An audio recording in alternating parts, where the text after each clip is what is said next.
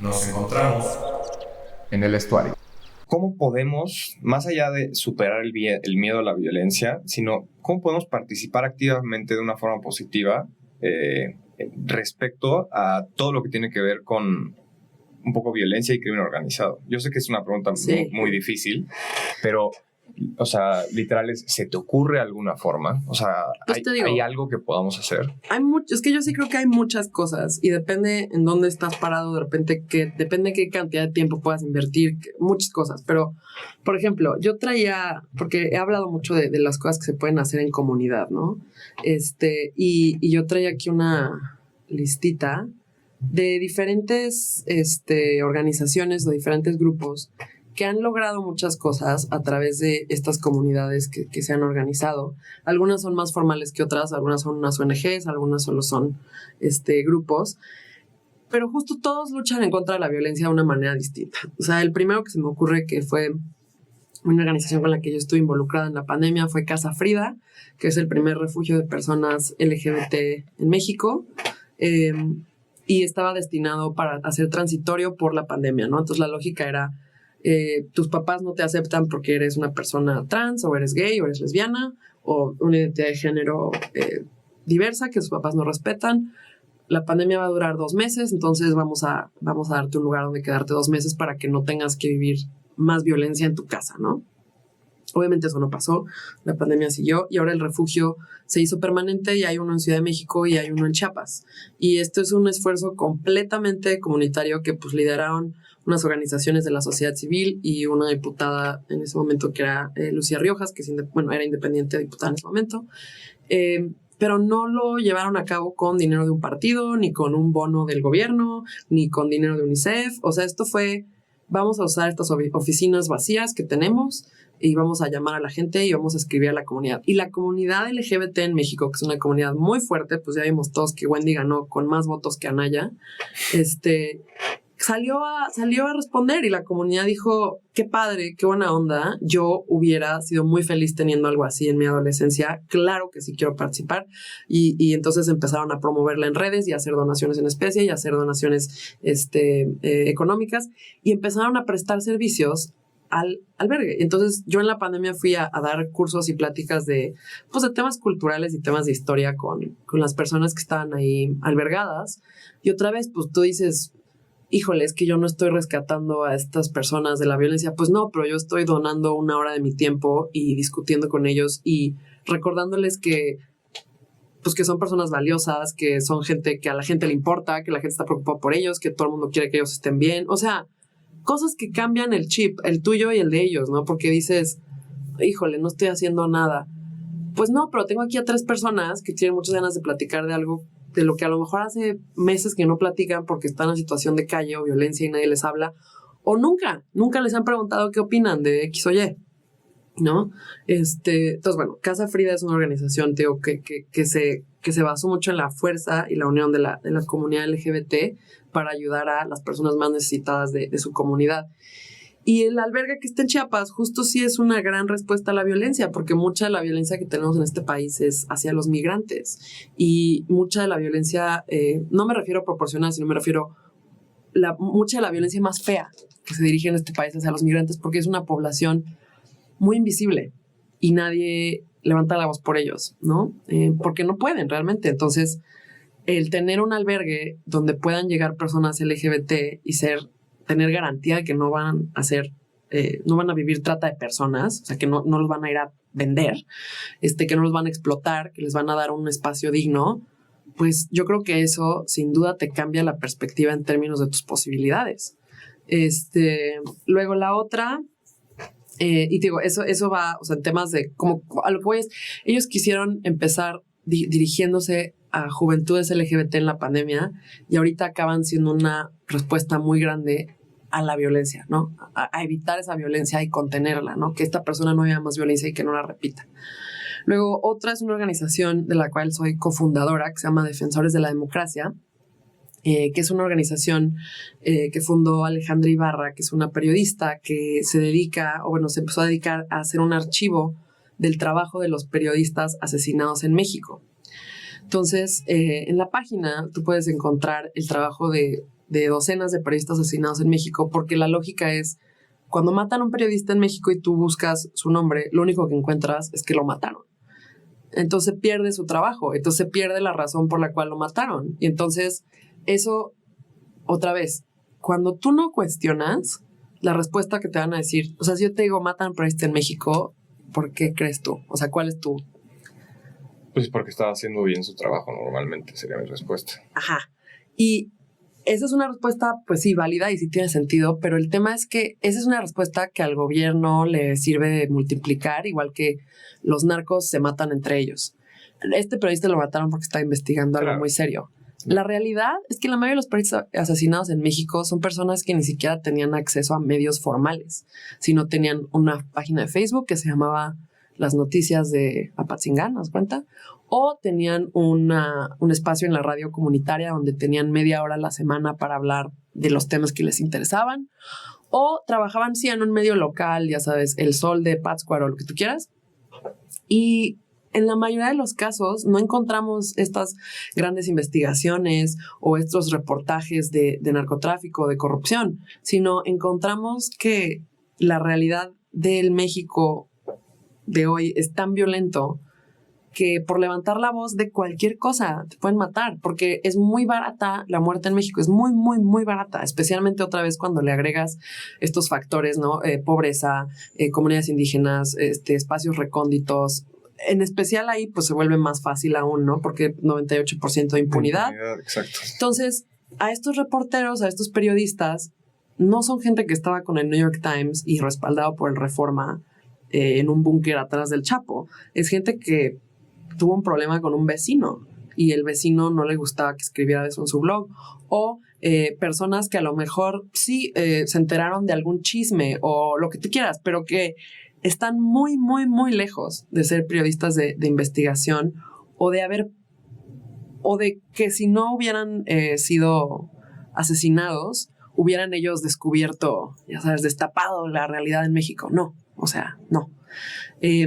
Entonces, bueno, Defensores de la Democracia tiene este archivo y también tiene un podcast que se llama Voces Silenciadas, que ya tiene 2 temporadas, que justo narra las historias de estos periodistas. Y otra vez, este esfuerzo es un esfuerzo que se hace para, uno, tener más información sobre quiénes, cómo y por qué matan a los periodistas en México. De hecho, Alejandra Ibarra, la directora, acaba de sacar un libro que es Causa de Muerte, Desafiar al Poder, que justo es esta lógica de estos periodistas que, digo, desafían al poder local, o sea, a su vecino, a su alcalde o a su compadre o lo que tú quieras, o al patriarca del pueblo, ¿no?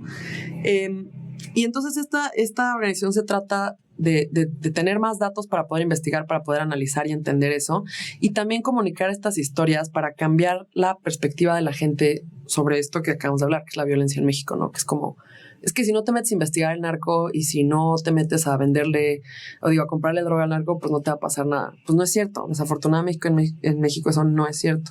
No, justo hace como un año creo que fue, llegó un amigo, tenía un grupo de amigos que estaban involucrados en hacer trabajo con los huicholes. Y un día me dijeron como, oye, ¿te acuerdas de X persona? Y de que sí recuerdo. Ah, lo mataron. Inmediatamente lo primero que vino a mi mente fue, ¿qué estaba haciendo? ¿Sabes? Uh-huh. O sea, y pasó un año y ayer estaba leyendo sobre ambientalistas muertos y me salió su nombre y justo pensé en eso, de que estoy mal. Lo primero que pensé hace un año que me comunicaron esto fue un juicio, claro, de esa persona cuando claro, ni siquiera me quise informar más. Y la realidad era que era justamente lo que hacía, que era proteger el medio ambiente. Y el Estado estaba relacionado. Sí. Y fue como, órale, o sea, me hizo sentir como muy mal conmigo mismo de que, o sea, pensé en alguien que dio su vida, sí, por amor a la naturaleza. Yo le di un valor nulo y lo equiparé con un criminal. Claro. Solo por el hecho de que sí, en algo andaba. ¿Quién sabe qué habrá hecho? ¿Sabes? O sea, como... Y tío, esa es la desesperanza, la idea de pensar, pues sí, si te matan es porque eras malo también. Porque la gente buena no la mata. O sea, es imposible. Es reducirte, otra vez, como tú decías, ¿no? muy deseable que las cosas fueran simples y que todo fuera muy claro. No lo es. Entonces nosotros seguimos apelando a esto así, ¿no? Entonces te digo, esta desesperanza política a la que yo me refiero es muy, muy, muy lucrativa para el status quo y para... No me refiero al gobierno como a el gobierno de este presidente, sino me refiero a las instituciones en el poder que no quieren ser retadas, que pueden ser muchas, no solo los gobiernos, sino también empresas, también medios, por ejemplo, ¿no? Apenas estamos viendo todo el tema de Loret de Mola y todas esas complejidades, pero me refiero a ese debate de si Televisa o si de los medios masivos eran buenos o no. Los acabamos de estar teniendo apenas en estos últimos 10 años, ¿no? Y pues la respuesta es, pues claro que no. O sea, no, otra vez, no hay buenos y no hay malos. Hay intereses económicos, hay intereses políticos, hay de todo esto. Y entonces creo que justo esto que acabas de decir tú, de que todos asumimos que las personas que son asesinadas en este país es porque están metidas en temas más allá de la ley, puede perfectamente también ser cierto, pero el problema donde a mí se me hace que se filtró, así como que se metió a tu cerebro, así ya sabes, un representante del gobierno en turno, es cuando dices, pero seguro eran malas. O sea, a lo mejor sí estaba investigando, o a lo mejor sí estaba dialogando con gente otra vez más allá de la ley, pero a lo mejor era porque la ley es injusta, ¿no? Por ejemplo, otra vez, un ejemplo así muy, muy básico, ¿no? Pero, no sé, te voy a decir una tontería, pero en muchos municipios, tú no puedes plantar árboles de fruta en los parques, porque pues, genera basura y se genera desperdicio y no sé, X.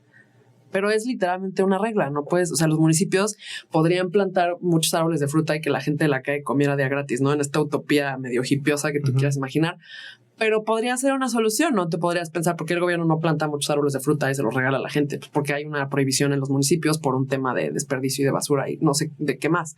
A lo mejor también para desincentivar que haya gente en situación de calle en los parques, ¿no? También.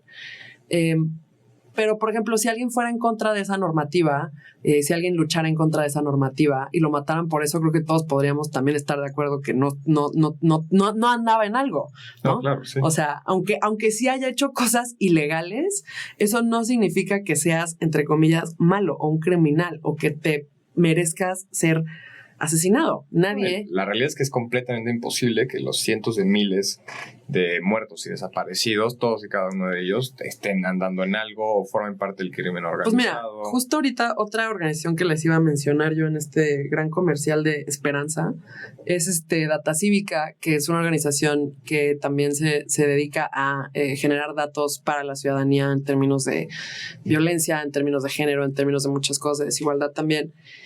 Y ellas publicaron hace poco un reporte que habla de digamos que las cifras que tiene la Sedena de enfrentamientos y de confrontaciones, o sea, con el ejército.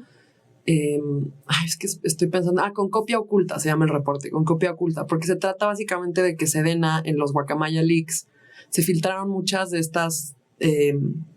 ¿cómo se llaman? Tablas de estos repositorios de información que tenía Sedena de enfrentamientos que no han hecho públicos, que a veces el presidente sale y dice, oye, hubo 15 enfrentamientos en el país y murieron 3, pues vienen de esos. Y básicamente lo que te dicen todos los documentos de Sedena es que, tendrán que checar el documento, los escuchas para estar seguros de las cifras, pero haz de cuenta que dice que en los últimos 10 años que se han tenido récord de enfrentamientos, el ejército nunca ha iniciado uno. Nunca. El ejército nunca ha iniciado una confrontación. Siempre ha respondido o ha estado presente mientras hay una interacción entre grupos del crimen organizado. Pero nunca ha iniciado una confrontación. Primero que nada, eso creo que todos se nos viene a la mente imágenes de diferentes encontronazos donde claramente el ejército fue quien inició. En mi mente estaban helicópteros destruyendo casas. O sea, claramente creo que todos podemos pensar que eso es muy fácil de decir, no es cierto. Pero además, yo le decía a mis amigas, cuando fuimos a esa presentación, yo les decía, es que si tú das por hecho que eso es cierto, si tú dices, ok, sí les creo que somos un gobierno que pues trata de procurar la vida de las personas, entonces no agrede, sino solo responde y lo que tú quieras, imagínate en el mejor de los casos de darle beneficio de la duda. Entonces a mí lo que me brinca muchísimo es cuál es nuestra estrategia de seguridad, solo defendernos del narco. Uh-huh. Porque eso es lo que te está diciendo los documentos de la propia Sedena, que si nosotros nunca agredemos y si nosotros simplemente somos reactivos, entonces no hay ninguna estrategia de seguridad, hay simplemente una estrategia de autodefensa. Claro, no hay supresión, hay retención. O sea, en todo caso, si es que él existe. Y entonces, pues, yo creo que otra vez, como ciudadanos, aún si le damos el beneficio de la duda al gobierno, igual que si le damos el beneficio de la duda a los candidatos que dicen que no tienen una casa y un coche, creo que se vale la pregunta, pero entonces, ¿cómo le haces? O sea, si no tienes una estrategia de buscar a los narcos, de ir por ellos, de lo que sea, y solo estás esperando, entonces, pues, ¿de qué sirve que en mi estado lleguen 100,000 militares más si solo van a estar esperando que lleguen o sea, como que ya ahí yo, siendo una persona no experta en política militar, me parece muy incomprensible entonces por qué mandan más y más y más y más elementos a distintos estados. Sí, lo único que pueden hacer es ellos defenderse, ¿no? Entonces Data Cívica, digo, es una organización que también hace eso. Y todas estas organizaciones son lideradas por gente joven y por gente de menos de 40 años que está muy comprometida a estas causas y que otra vez, no todos tenemos que ser fundadores de una organización, ni todos podemos dedicarnos a hacer un archivo de periodistas asesinados, pero todos podemos consultar los archivos, seguirlos en redes, estar pendientes a las llamadas de acción, porque, por ejemplo, también Artículo 19, que es esta organización que trata mucho de derechos digitales, por ejemplo, ha tenido varios momentos de llamadas de acción cuando han estado distintas leyes en el Congreso y las han logrado parar o debilitar. Entonces, en México, en Estados Unidos vemos todo el día, ¿no? A las celebridades de que háblale a tu congresista y dile que no sé qué. Pues en México no le hables a tu congresista. En México, más bien, encuentra estos espacios que ya tienen un cabildeo organizado, que ya tienen un lobbying fuerte. A eso me refiero, que tienen a gente que pueden hablarle ahorita y decir, vamos a protestar al Senado, y tú sé una de esas personas si puedes y ve, o ayúdalos difundiendo su mensaje, o hablando con tus amigos, o sea, hay una pluralidad de cosas que puedes hacer para fortalecer a las organizaciones que hacen cosas en las que tú crees, ¿no? Y que te puedes unir a ellas o que puedes coadyuvar, colaborar con ellas sin tú tener que ser la persona que alza la mano o que está hasta el frente de la marcha o que se desvive por eso, ¿no? Entonces, el tema creo que es eso, es encontrar los espacios.